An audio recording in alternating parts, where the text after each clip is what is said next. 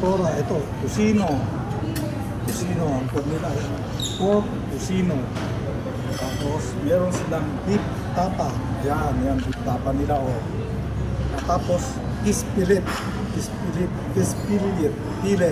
Kispile, oriental sauce.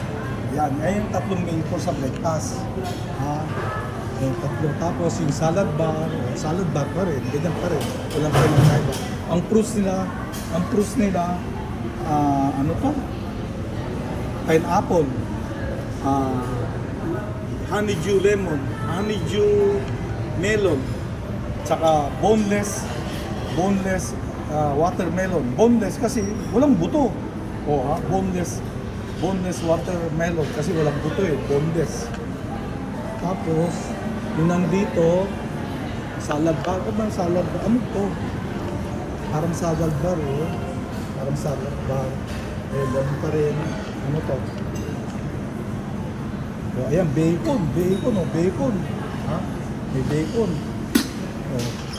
So, yun ang kwan nila. Tapos, ito yung ang tawag dito, mga cold cuts. Ayan, cold cuts, nuts. Ayan, mga cold dyan, peanut, cold cuts. So, hindi na to sa ganun. Cheese, may cheese. Tapos yung dessert. Ayan, sapin, saka lemon cake. Kasi ito yung ingredients ng mga sopas. Itlog, blah. Ayun, titimplahan mo.